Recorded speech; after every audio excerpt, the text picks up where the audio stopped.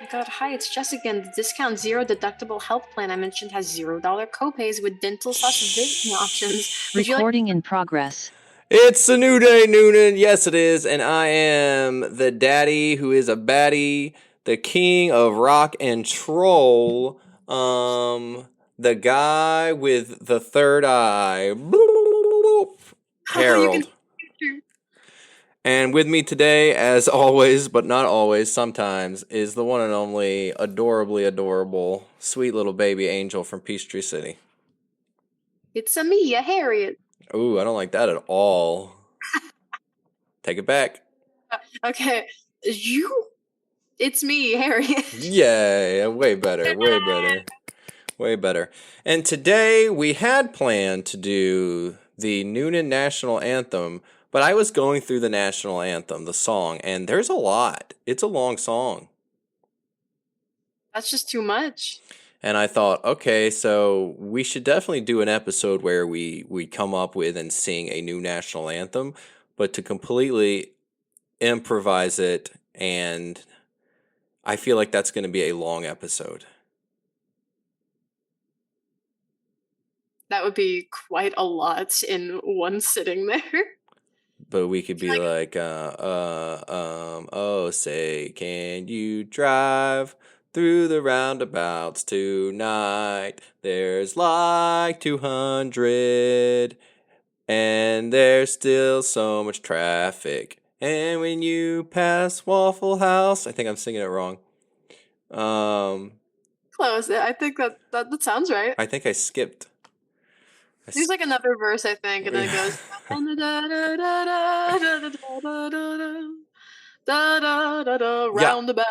Yeah. Well, we can't just do roundabout. That's the problem. I don't want to just make roundabout jokes. 'Cause the property tax so high. Oh, say are the apartments so high in the air. When I say I am Harold, they say I do not care. So maybe we just did it, but I don't think so. I think I can do better. I think we can do better. Yeah, we can do better. We can do better. So we will do that. That will happen, but we're on a smidgy bidgy bit of a time crunch today. So instead, today we're talking some local ghost stories. If you've been to, thank you. If you've been to NewnanTimeWithHarold.com, you will find that sometimes we post ghost stories and we talk about how believable it is and how scary it is. So we're going to do that here live on this podcast episode. We're going to read some ghost stories, some local spooks, and we're going to talk about if we feel the spook. Ooh, belly dancing. Belly dancing ghost. Your belly, they just see shoulders, and people who are listening can't even see that. Just picture it. Here, Picture stand up and belly dance. I can't do this. I'm against a wall. Oh, never mind. You're trapped. That's right. You are trapped. Here, this is my hand. This is my belly. It's just moving around. Oh, gross. Ooh. You asked for this. Oh, look at that belly dancing from here. Water break to rinse out the vomit. Yes, for those listening, just picture Harold belly dancing. That is the visual that you will get for today. Ah, there we go. Perfect. This episode is brought to you by Blue Dream. Blue Dream Newnan. Let's talk about Blue Dream Newnan. You've never been, right? I have never been, but I have heard many great things. Oh, what happened to I thought I had their... Oh, yes. You can find Blue Dream Newnan on Facebook, Instagram. I don't think they have a website. You can find our review on Blue Dream. In fact, if you search Blue Dream Vape Shop Newnan, the third result that will come up is our review. And you'll hear all kinds of wonderful things from us about them. We went there about a month or so ago. Me and my partner, what does he call himself? Sharpsburg Sam, and my girlfriend. Yep. We went and met them. They were super sweet. My girlfriend actually knew the owner, or the manager. She knew him from the past, from things, and she was like, he's great. He's a great fella. You're going to love him. And I did love him. They were both very, very kind. And I think the most interesting thing, or not most interesting, but the best thing about them is their Google score based on Google reviews, based on 444 reviews, is a 4.9. Ooh. Like, yes, you can get better than that, but geez, is that difficult? That is such a excellent, excellent score. I can't think of the last time I have seen a score that close to a 5. No, I think the highest I've seen is like a 4.7, but the fabled point 2 has been achieved. Yeah, and I won't read their lowest because there's no reason to. There's not many. There's someone complaining about malfunctioning. And if you buy a product and it malfunctions, that is not the fault of the little local vape shop. That's a manufacturing. Can I say that word? Manufacturing? Yeah. Manufacturing issue. So sometimes that happens. But look, some of these reviews. This is from a month ago. Stopped by today for my first time, and I must say that Clay and Yang were more than great to me with helping me find all the things I needed. I even purchased a few things that I haven't seen in any of the other hookah stores I've been in. Great customer service men. I'll definitely be back! Exclamation marks. And that's what you're going to find. You're going to find lots of exclamation marks. They're going to talk more about the employees and how super helpful and patient. Definitely will keep coming back. This shop is by far my favorite. Always good product, always helpful service. And that was our experience. Even when we were there interviewing them, anytime a customer came in, one of them would zoom over there and help them out. They kept it flowing. They answered every question we had. Just an all around great place. And I'm not even a vapor, but it's just a nice place to be. It's got an energy about it. It's got a vibe about it. The music was loud. That was like my one complaint was like, hey, the music's a little loud, but such a clean place, such a interesting place. There's so many products there that you wouldn't even think exist, but it exists in the world of vapage. The world of vapage. Well, it sounds delightful. You would not want to get anything there because you don't smoke or chew edibles or do anything even But, slightly. you know what I'm there for? Loud music. You are, yeah, it's true. But it's sparkly and shiny and everything looks cool. It's just a neat place to be. They have posters. That's where I bought you the My Hero Academia poster. So good. People should go there and get posters, strictly posters. Right, right. Lots of posters. They've got a whole thing of posters because if you're gonna vape, you're gonna want to look at a poster. Everybody knows that. Now, Nothing better than vaping while looking at Izuku Midoriya from My Hero Academia. Now, coming up in September over at Blue Dream Vape is their last big sale for THCA because in just a little bit that's not going to be available in Georgia anymore. So in your first weekend of September, the last big sale for THCA, almost everything in the store will have some kind of sale. There's going to be some more specifics coming later this month, and we'll get those to you. But if you need to get your THCA fix and you need a place to go, the place to go is the Big Dream O, which is not called Big Dream O. Do not search. It's called Blue Dream O. And it's not called Blue Dream O. It's just called Blue Dream Noonan. I'm trying to make rhymes and I realize that I am trash at rhymes. Oh no. So tell me, Harriet, what's the scariest thing that's ever happened to you in the world? Ooh. I think if I have any like actual haunted ghost stories. I do have a vivid memory of when I was like heck, probably like 5 years old. I was laying in bed with my mom and I was like super like just woken up from like being asleep. So it was like middle of the night. Probably if there was an actual like clock nearby, probably would have been like 5 a.m. And I remember just seeing like the door open and just like a person made of literal like light, like a glowing being just walking towards me. So then I just closed my eyes, went back to bed. I was done. Looking back on it, I'm pretty sure it was somebody was opening the door and come and bring me back to my bed. But I was just like, nope, not dealing with that. We're done. Did you wake up in your bed? I think I did. I don't remember. I just remember a glowing being made of light. And I have some. I had a friend too. that Had a friend. Oh no. it was a friend that I kind of lost contact The with them, but ghost got him. the ghost got her. But they told me about like an old house they used to live in. They swear they saw like people wearing like Victorian clothes just walking around, and when they were like asleep, they'd see them just at the edge of the room. I'm like, don't know how much of that I believe, but that sounds creepy, but also kind of cool. Like, ask them about a guillotine. I don't know. That's the thing about ghost stories is there's some versions of ghost stories I'm like, all right, shut the heck up.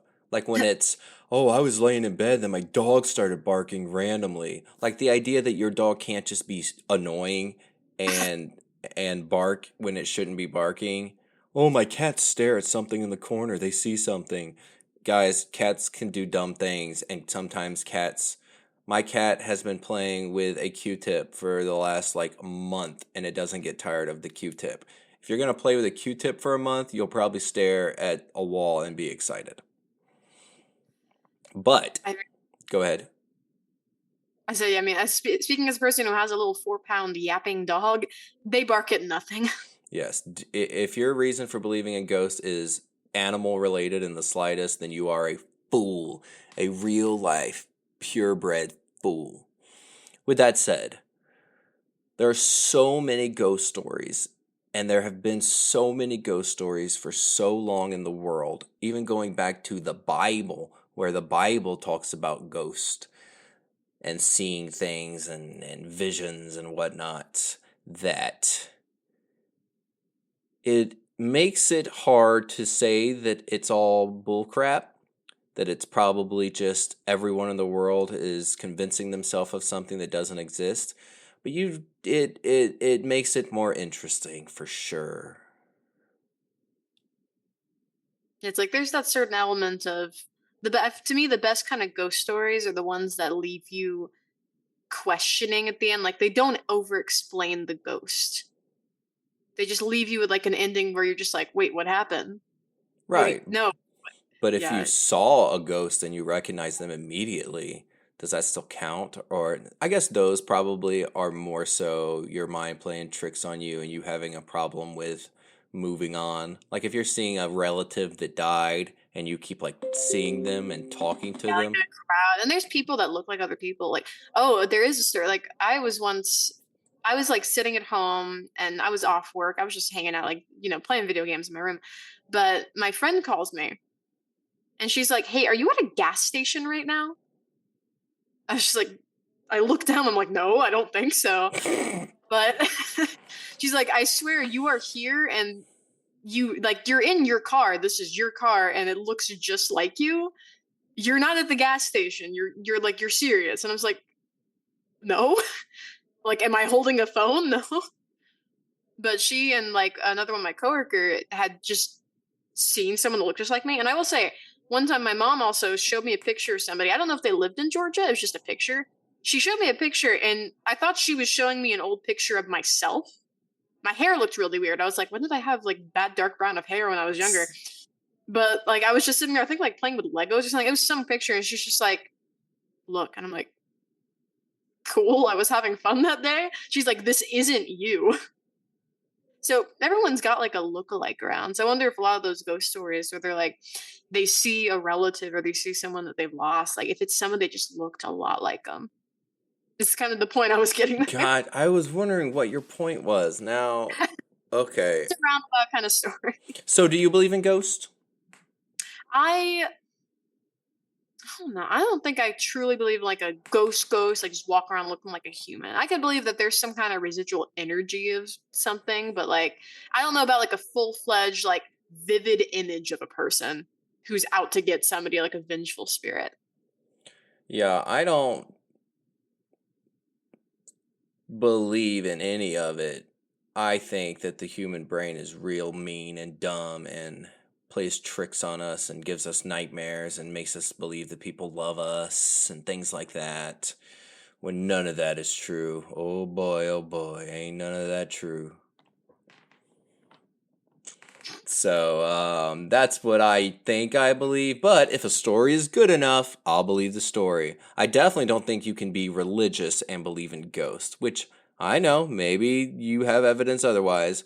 But it would be hard to believe that when you die, you go to heaven or hell, except sometimes you go to neither, and you have to live in an old home and float Oh, around until you do one more thing.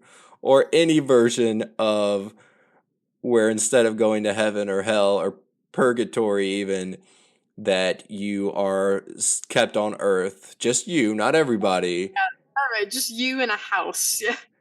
You're at the gates of like heaven or hell, and they're just like, say you got two options. They're like, wait a minute, you died on an old pirate ship? Sorry, you don't get to go to heaven or hell. You've got to go haunt. They're like, hey, Ooh. we're running out of people for our haunted house like quota. We're gonna need to send you down there for just like 2 centuries. You can come back, but you gotta do something first. Now let's see, because what we're going to do now is we're going to read some ghost stories. And these ghost stories might make us believe. These are local. These are from people. We won't talk about who said them.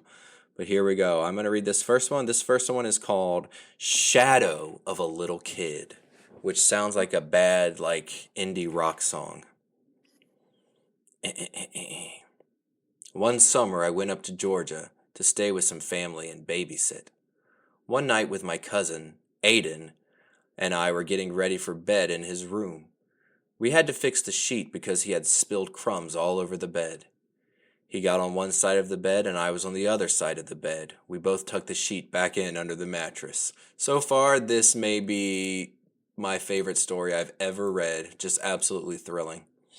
Crumbs. Suddenly, movement by the door caught our eyes. We both looked towards the door and a shadow appeared. Ooh, this is kind of like your story about the shadow. Ooh, it's the same person or the same shadow. The same shadow. There can be only one. Except it was a person of light, so it's like the opposite. Oh, yeah, that's right. Be quiet. It ran across the hallway, seemingly from his sister's room to his parents' room, then ran out of their room. In a way, it seemed like it was running back to his sister's room, but instead saw me or us and stopped.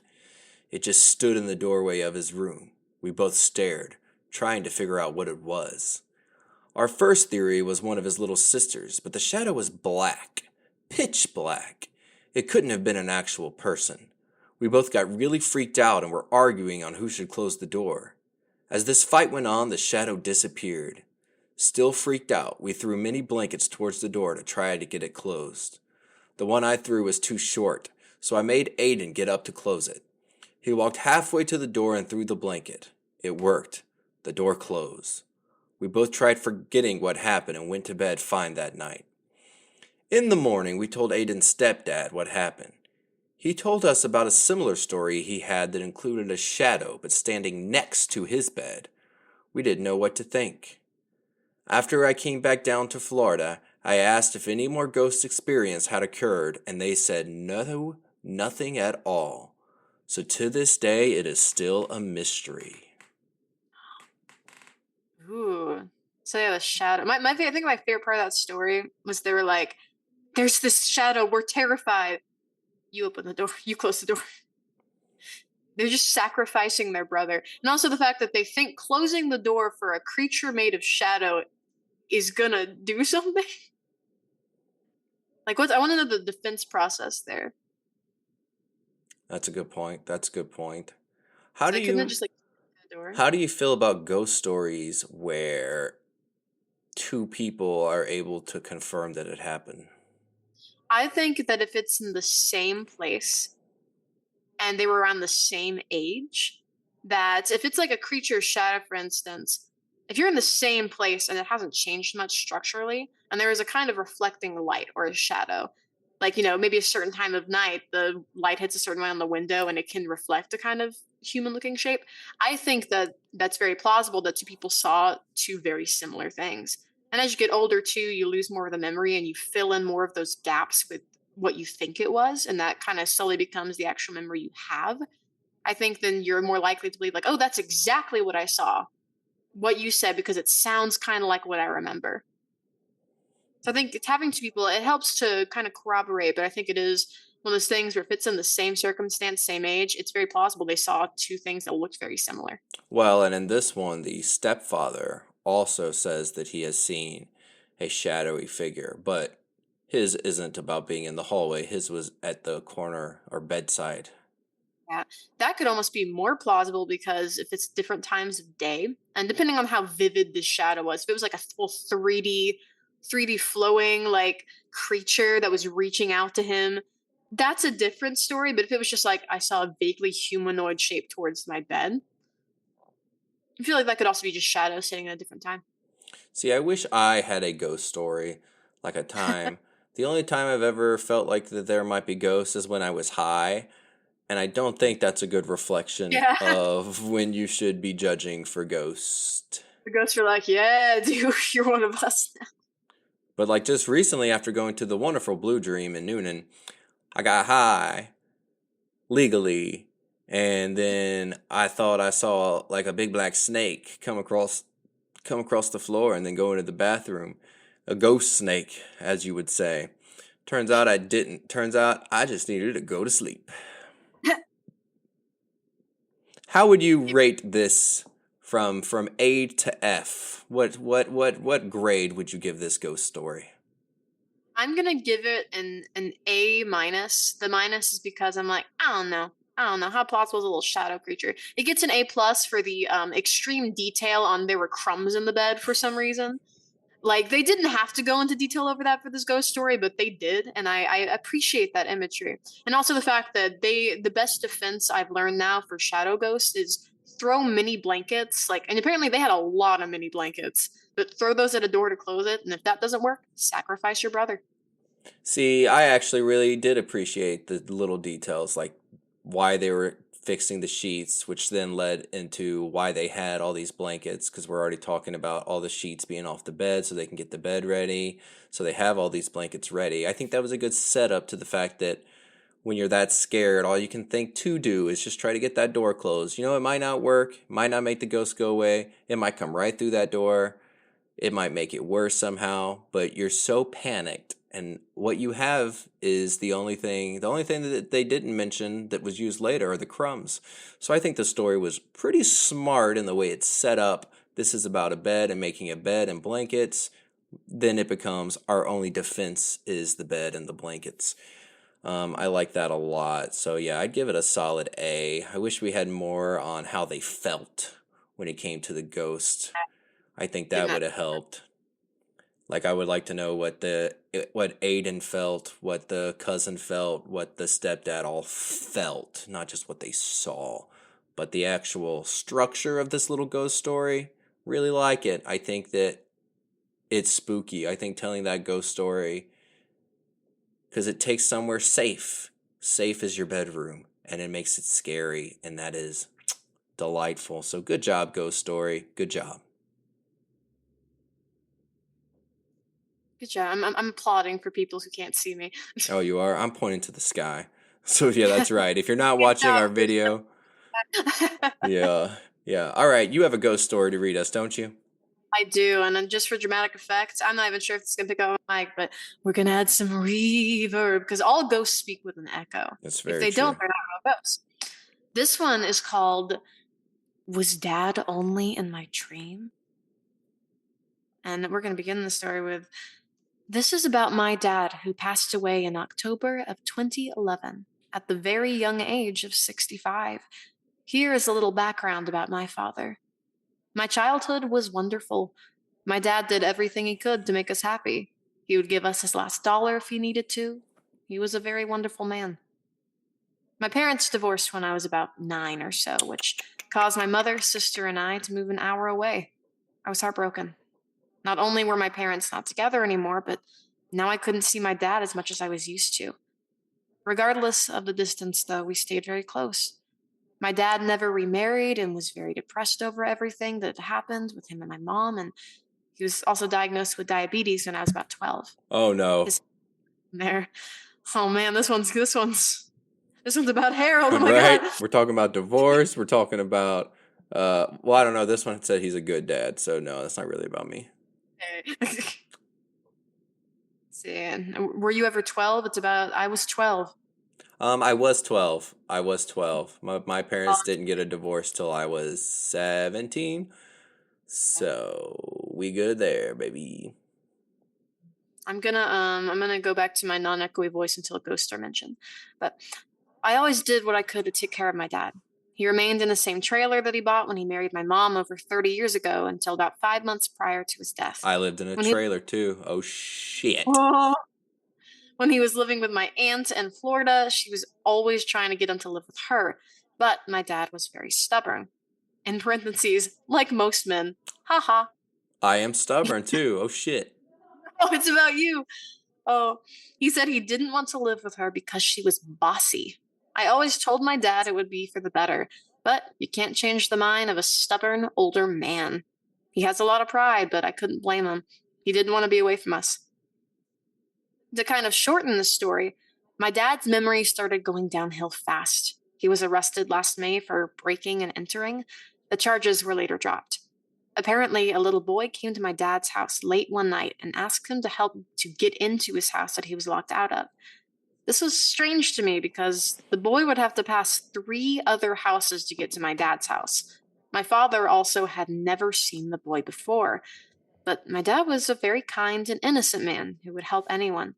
He also knew that the house was vacant because the man who lived there owed him money and he was in jail for other charges. But after this happened, my aunt came to get my dad. She gave him no choice this time and said that he was too senile to live alone any longer. Although it made me very sad to see my dad leave, I knew that I wouldn't have to worry about him as much because he would have someone taking care of him after he moved, though his health began to decline dramatically. I spoke to my dad often. He wouldn't remember calling me that day and would call me several times a day and say the same things. I always talked to him like we hadn't spoken already. I didn't want him to think he was getting old. Plus, I loved talking to my dad, but my dad had a way of never telling me what was wrong because he didn't want me to worry. My aunt, however, would. She called me one day and said that my father was diagnosed with lung cancer. Good grief, this guy's going through some stuff. Yeah, baby. It was quickly spreading to his body. The next few months are a blur. Chemo couldn't help him because it was so bad. The conversations between my father and myself were limited. He couldn't remember anything. I visited as often as I could, but it wasn't often enough. The last time I saw my dad, it was in the hospice facility. He didn't even know who I was. It was very hard on me because we were so close, but before we left, I asked him to give me that wink. It's always been our thing. After I said that, he immediately winked at me. A week later, my father passed. I wasn't there, and it made me feel incredibly sad. Not that he had passed, but because I knew because I knew he was now healed, but that I wasn't there for him in his time of need. Ooh, I didn't dream about my father for the longest time, but a few months ago, I finally did. In my dream, I was in his house looking for him. I couldn't find him anywhere. Then, when I looked in front of me, there was this white fog. I knew it was him. It was his stature back when he was strong. He hugged me. In my dream, I was crying and still calling for him. Well, I woke myself up calling his name and crying. I was saying, Daddy, Daddy. At this point, I realized, Daddy. Daddy. That's how I was saying it. Father. Father of mine. Father, where art thou?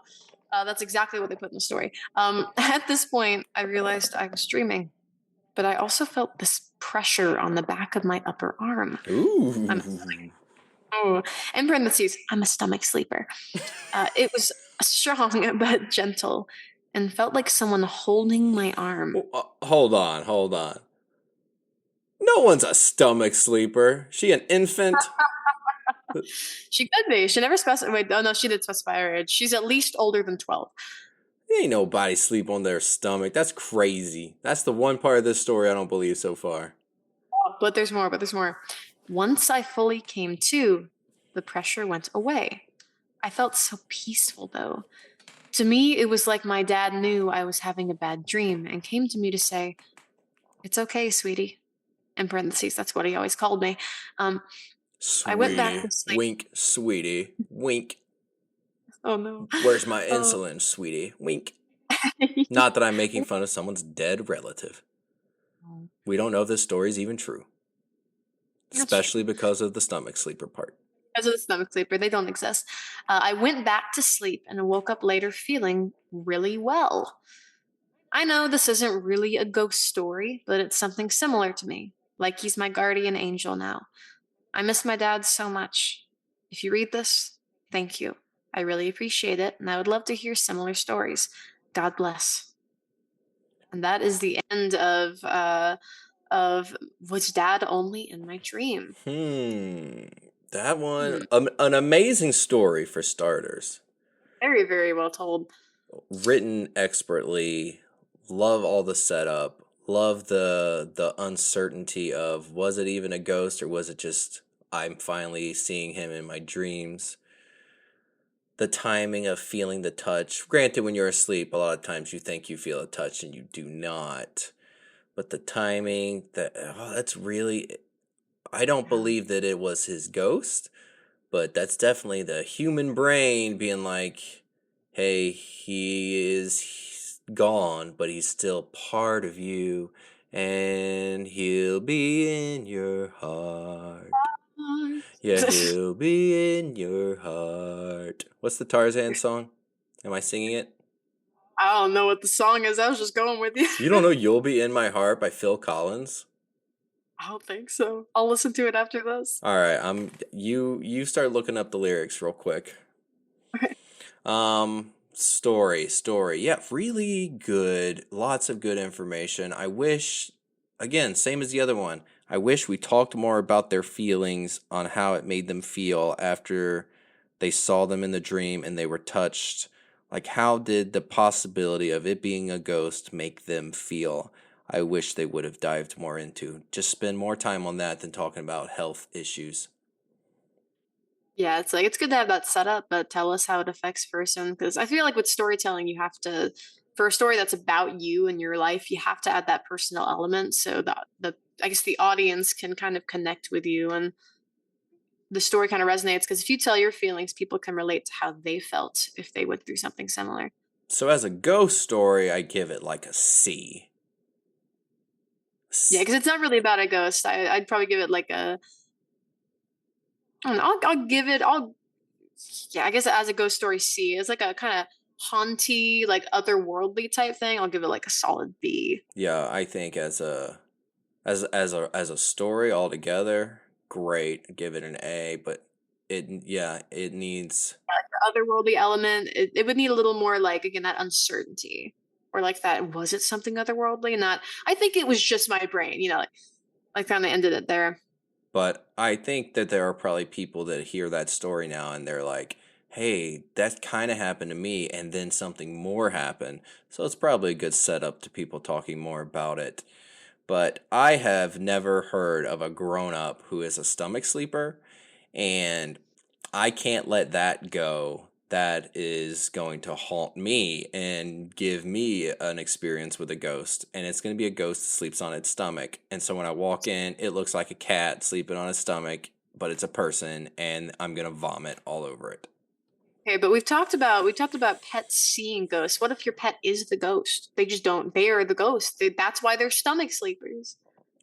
Because people who are only things that are dead can sleep on their stomach. See, I don't think I believe that the souls exist. Sometimes I feel really religious and still connected to religion, and I'm like, you know what? Probably is God, probably is souls, probably not heaven or hell in the terms that we think about it, but there's probably an afterlife. But most of the time, I'm like, nah, whatever. We're just here to exist on earth and then we're gone forever. So the idea that your animal can be a ghost is, I mean, I guess if humans can be ghosts, then an animal can be a ghost. Just the idea that everything I do, there's a dead guinea pig ghost like watching me, that pisses me off.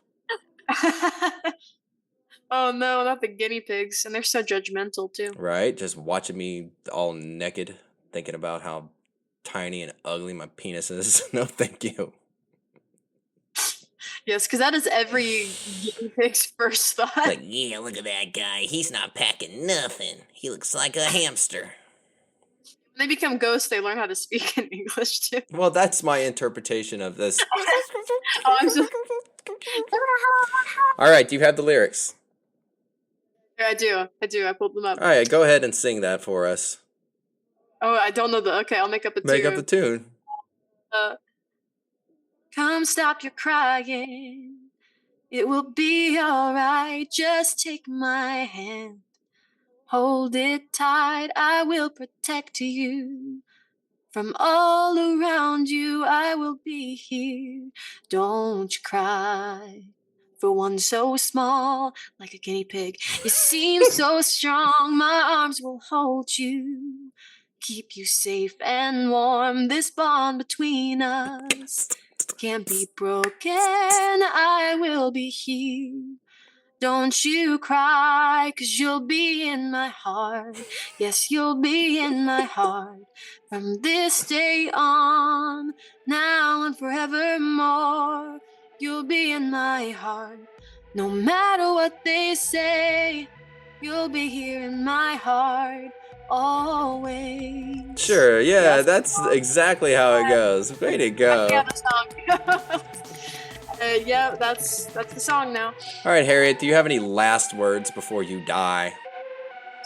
I hope the guinea pigs are nice to me in the afterlife. Well, you don't have a tiny, tiny little hamster penis, so you should be good. That is true. I have a one up on you. All right, In the guinea pig afterlife. goodbye. Bye. Recording stopped.